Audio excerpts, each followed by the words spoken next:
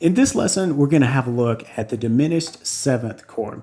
We'll build this chord quality so that you know a little bit about the theory that makes it up, and then we're going to put it into practice in the context of a little blues piece on the acoustic guitar. Let's have a listen to that piece so we know where we're going, and then we'll come back and we'll start filling in the theory and the picking that it's going to take to get this little piece down. Here we go.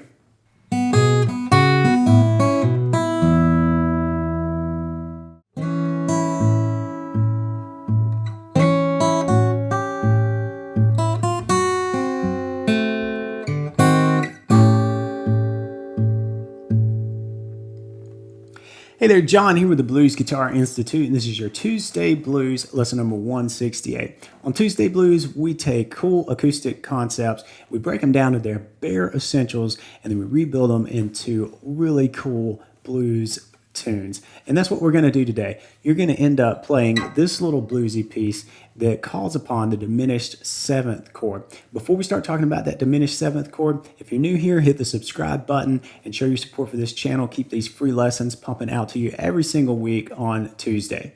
All right, so let's dive right in. Before we take a look at this little piece, this little 4-bar segment, which you could easily plug into a nice 12-bar piece in the key of A, what we're going to do is talk about the chord that makes this part special, and that's the diminished seventh chord. If you were really listening and getting into that, you might have heard this little guy. It made an appearance in bar 3, at the end of bar 3. This is a D sharp diminished seventh chord. It's a mouthful, it's a lot to say. It's not terribly difficult to play once you kind of frame it and hang it onto something that you may already know. And we'll get to that a little bit later, just to keep things related to something that you already know. You're going to learn a lot quicker when you do that. So I've got a little trick for you along those lines. But this particular chord is a nice movable shape. But before we start talking about putting this into this particular piece, we definitely need to talk a little bit about the chord construction. You got to get inside chords. You're going to get a whole lot out of the guitar if you break your chords down and really understand what makes a G major chord major, what makes a G minor chord minor, and so on. So we're going to do a quick little recap along those lines. And to me, the key is chord formulas. If you know the chord formula and how to use it of any particular chord quality, meaning like major versus minor versus seventh, it's going to really help you unlock chords all over the fretboard. Here's a quick demonstration of that. And let's use G as an example. So if we want to play a G major chord, you can play it all over the place, and you may know a bunch of places to play a G major, but knowing why really helps you get inside the music. And the formula that you need to make any major chord is the root, a major third, and a perfect fifth. So those are the intervals. If you look at the G major scale, those 7 tones, 8 if you count the octave, are all numbered. 1, 2, 3, 4, 5, 6, 7 octave. And for 1, you could just as easily say root. Same thing. So you can probably see where we're going with this whole chord formula thing. You're going to need the root, which is here where we started, the third, 1, 2, 3. So we know we're going to play those two together in a G major chord. And then 5, 1, 2, 3, 4, 5. So we're going to play these 3, and we've got a G major chord. G major triad in this case, because we're just playing these 3 notes from the chord. This is what you need to play a G major. Now what if we want minor? We're going to take the third of the formula and change it a little bit to get a different sound altogether. The chord formula for a minor chord is the root, the flat third, so 1, 2, 3, but flatten it.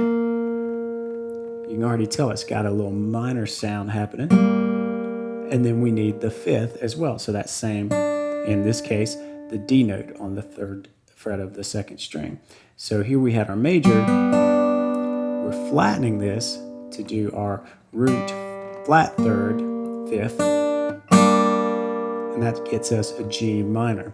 Check this out. Major sound, minor sound. Now we're going to take this another step and we're going to introduce the diminished sound.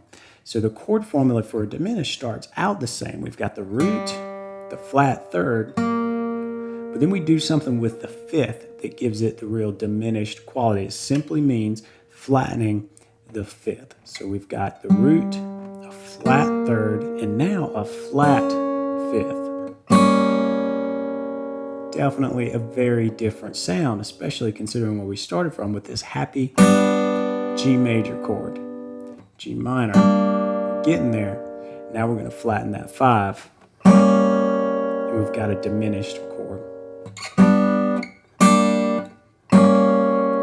Play this on your guitar and really get into the tones here. There's a lot of scrubbing, dissonance, and unsettled type sound character out of this chord. It might not sound like one you can use a whole lot, but we're going to add one more note to this to really round out the diminished 7th chord, and you'll see it can be very bluesy.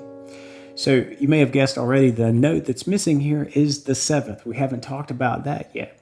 And so if we go back to our G major scale, there's our 7th right here. And you would think that we're going to flatten that and just come here. But we're actually, for the chord formula that we need for a diminished 7th chord, it's a double flatted 7th. So there's the 7th, flatten, flatten again. So in our case, we need this open E.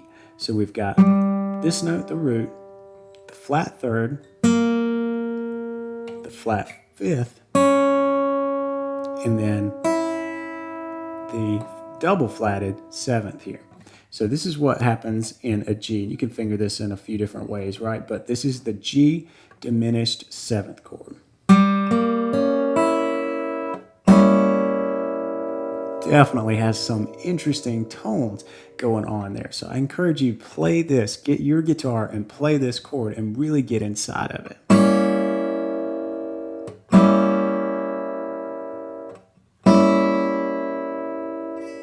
Just to give yourself a point of reference, I really recommend cycling through the chord qualities like we just did. So G major, G minor, flatten that 3rd, diminished, flatten that 5 as well, so you might need to refinger this. And then luckily we can play the open 1st string and pull off a diminished 7th chord here. Otherwise, that would be some pretty serious stretching if you had to move this finger here. But we're going to make use of that open string. Grab that double flatted 7th.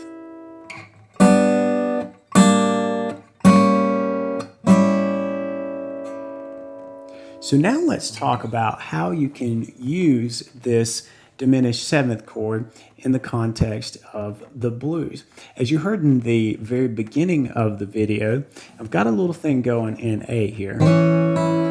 Just something pretty basic with a lot of dead bass happening over the A chord. So A is our key center here. We're going to do A for a couple bars. Just move that melody a little bit, and that's the first couple measures here. Be sure to grab the tab if you're a premium member and follow along with the tab here. But these are the first 2 bars. A, then A with the little melodic walk up. And at the end of that 2nd bar, we're going to move into our 4 chord. Just a walk up on the 1st string chromatically from the open to the 1st fret, the F note, and then the F sharp under a D7, which will fret up here. So the A chord is our 1 chord, and we just moved into the 4 chord in bar 3. The cool thing is, if you move from the 4 chord, sharpen that 4 chord and make it a diminished 7th. So when I say sharpen that, it just means move up a step. So instead of D, we're going to build a chord around D sharp. There's a D, open 4th string, D sharp, right? and then we're going to build the diminished chord around it. And this is a chord shape that you can use, and it's one that's very movable, and you're going to find it in a lot of acoustic blues. So this is one to really get to know.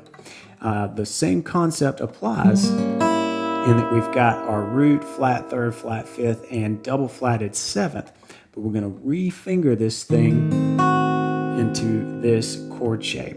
Very handy one to know. As I mentioned earlier, this might seem like a very weird shape, but think about it, if you're new to this, think about it as a D chord. This D chord shape that you probably already know. And you know, sometimes with the D chord, you can put your pinky down on the third fret, make that suspended chord sound, even if you didn't know it was called that. It's very easy to do. Just by adding that pinky. Think about that as we move this D chord onto a different string set. So it's that same finger shape. We're just moving and really anchoring on the fourth string instead of the third string. And then put that pinky down. Now it's not coming down on the second string, but instead on the first string. So it's this basic D chord shape, and then put your little finger down on, in this case, the third fret, but on the first string. This is a nice movable shape that has that diminished seventh quality that we can play all over the neck now. And what we're going to do is, in our little 4-bar example piece here, we're doing the A chord, walk into the D7, then we do that sharp. So this is a D sharp diminished seventh. And even if you just hit this in passing, it sounds beautiful, especially if you're on your way back to the 1 chord, A, in this case A7. So let's just strum the chords. If we've got A7, we'll play it this way for 2 bars. Then we can do our 4 to sharp 4 diminished 7, 4 sharp 4 diminished 7, and then back to our 1. And here I chose this voicing of the A7. Let's do that again with no instruction here. 2, 3, 4. 2, 3, 4.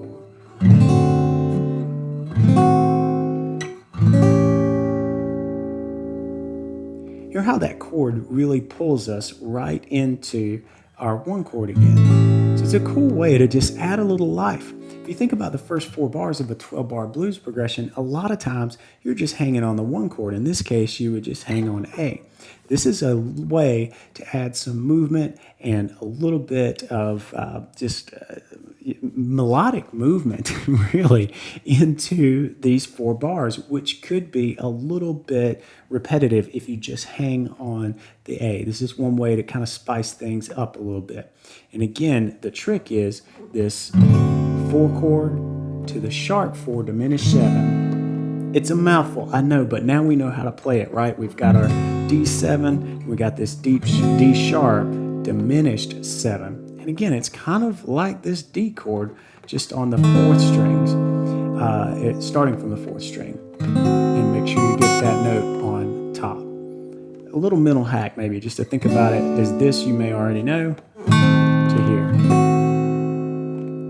So then, specifically, what I'm doing to play this is D sharp on the 4th string, 1st fret. My ring finger is on the 2nd fret of the 3rd string. My middle finger is catching the C note on the 2nd string, 1st fret, and then the little finger, 2nd fret, 1st string for that F sharp. And that adheres to our chord formula.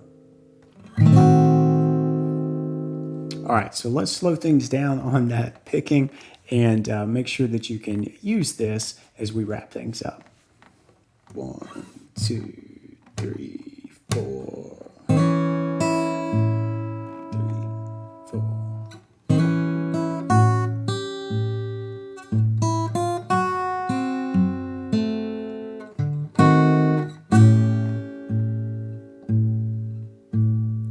Let's play through things even slower than that.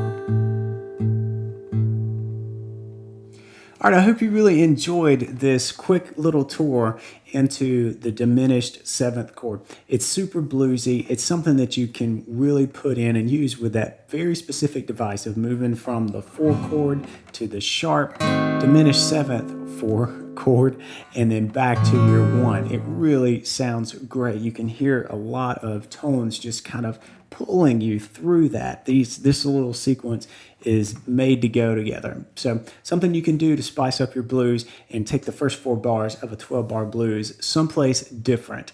And that's what it's all about, is keeping things interesting, keeping you growing on the guitar, learning new things. And this one could be a great one for you to get down. So if you're not already a premium member, then you can become a premium member to grab the tab for this and really get inside the exact picking that I'm using right here. And I've got that in Guitar Pro and as well a PDF. With the Guitar Pro software, you can loop this and play it and really practice this at any tempo and loop things around. Super cool, useful tool. So I recommend becoming a premium member and grabbing the tab for this. That's it for this lesson. Really appreciate you watching here, but watching is not enough. You've got to pick up your guitar and you've got to practice this stuff. So make sure that you do the hard work, that you work through building the diminished seventh chord, just like we did, going from major to minor to diminished and then finally to diminished seventh. Figure that stuff out. You'll have to put in some hard work up on the front end, but once you do that and you really internalize this stuff,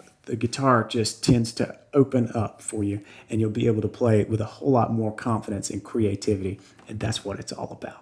Hope you've enjoyed this lesson. Be sure to catch us next week as we do a brand new Tuesday Blues video. Until then, be sure to practice smart and play on.